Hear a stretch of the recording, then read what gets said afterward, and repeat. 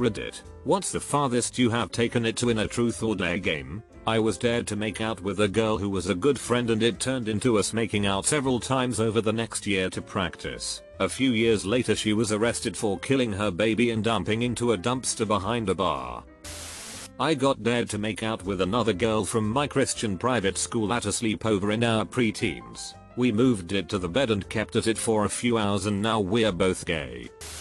Took an ice cold shower while allowing my friends to dump Kool-Aid powder on me. Then they made me throw open the shower door and yell yeah. High school was so weird. I had to call my dad and tell him I was gay. I'm not gay.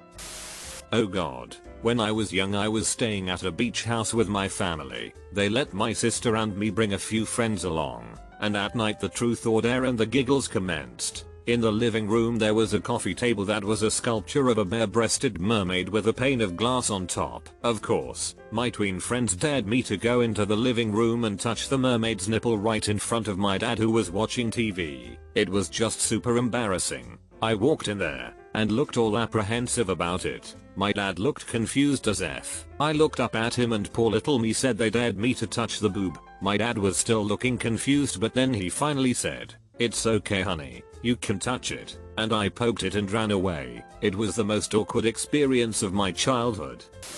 I let a girl beat my bare A with a belt in front of 20 people, and then I dared her to beat my A some more. I was dared to take off my underwear and show them to everyone at an all-girls sleepover party. So, I get under the blankets for some privacy, remove my panties, and bring them out for all to see. Little did I know, it turned out to be the first day I got my period. Needless to say I was mortified.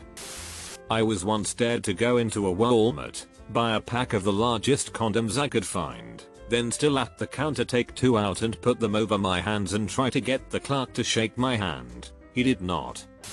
Saw a girl lick a horse penis, and another lick a cow patty, that spread around my high school so fast. Weird thing is that more guys were interested and hitting on her, because they thought she was slutty. She was slutty.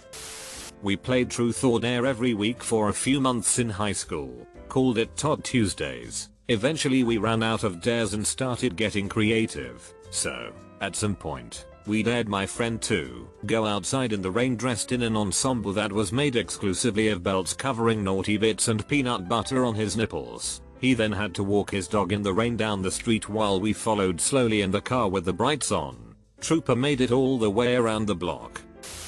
XGF dared me to marry her in winter. Exactly 1 month before I was going to propose she met an old friend of mine online. They fell in love and got engaged after meeting up and being together less than 2 weeks. Winter was terrible. In middle school we all gathered at my friend Nick's house to jerk off. I hope this is a rite of passage among male youth. I'm not proud of this and none of us ever bring it up to this day, but one time a game of truth or dare went a little too far at Nick's house. I blame it on teenage curiosity. The night started with 4 of us watching porn at Nick's house. The routine would be to play pocket pool for the first 15 minutes and then excuse yourself to a bathroom to finish the job. After each have relieved ourselves, we would usually part ways. However, on this particular evening Nick asked us all to stay the night. Cool, whatever. I'll stay the night and get my rocks off one more time before I went home tomorrow morning. We're all hanging out, doing middle school stuff when we get the crazy idea to play Truth or Dare, which was suspicious. We're all guys and guys don't play Truth or Dare with other guys. F it, whatever. I gotta pretend I'm F-ing a tree or stick my dick in Nick's mayonnaise after I microwave it for 30 seconds then put it back in the fridge.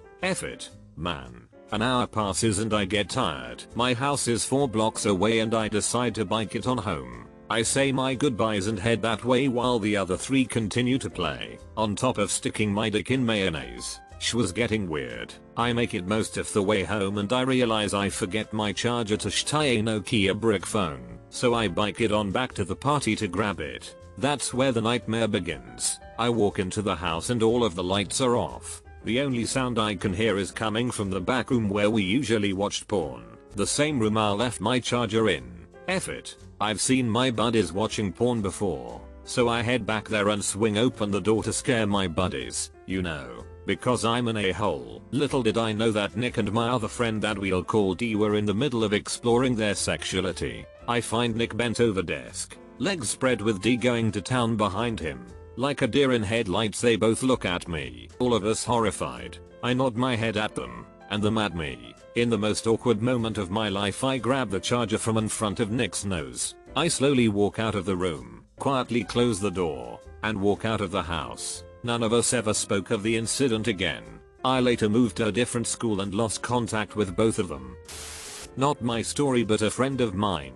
So a few summers ago I took a landscaping job, working work and showers for decent pay and with some of the best people I have ever met. So one day, while raking up and hauling away large piles of grass and leaves, I get talking to one of the guys I work with who I will call Steve. We start talking about weird stories and he seems to have a whole slew of stories about one friend that I will call Dan. Now Dan is apparently a pretty weird guy. He was never very good with people.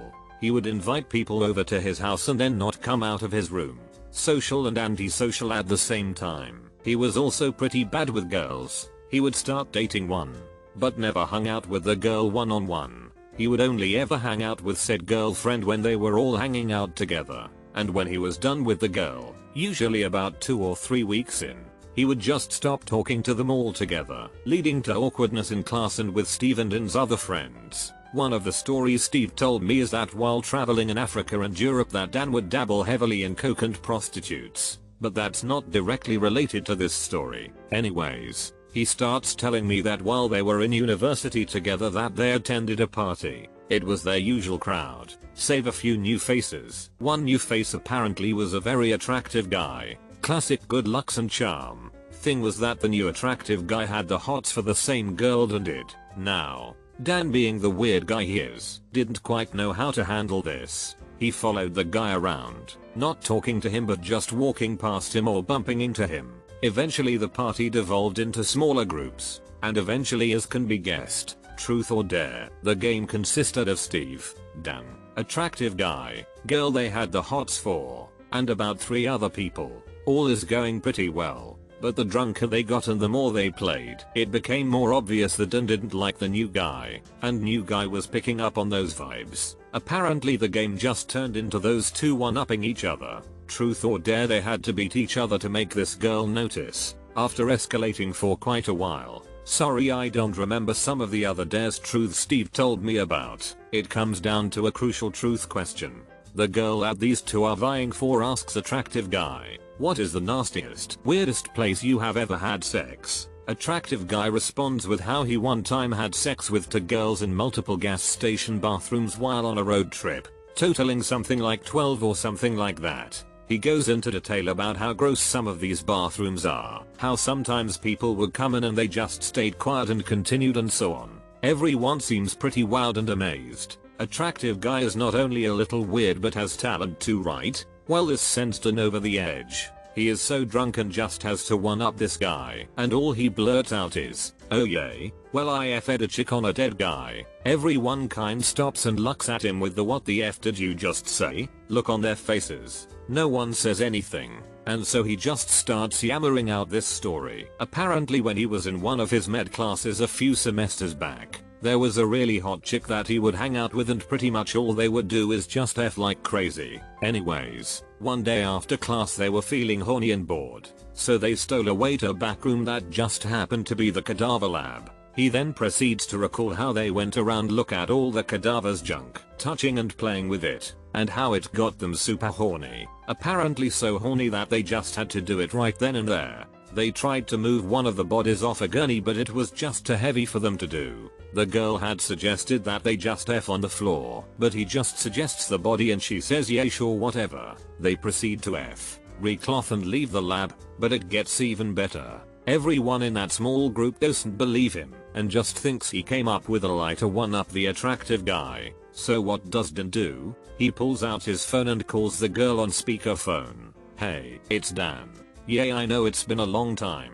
Yeah, I'm okay. Hey listen, you remember that time we hooked up in the cadaver lab on that dead guy? Yay, why?" Click. He hangs up the phone on her and just exclaims that he won. Game over. Everyone is thoroughly disgusted. Attractive guy ends up leaving with girl, and Steve is left to deal with an even drunker, angrier Dan. Surprisingly enough, Steve is still friends to this day with Dan.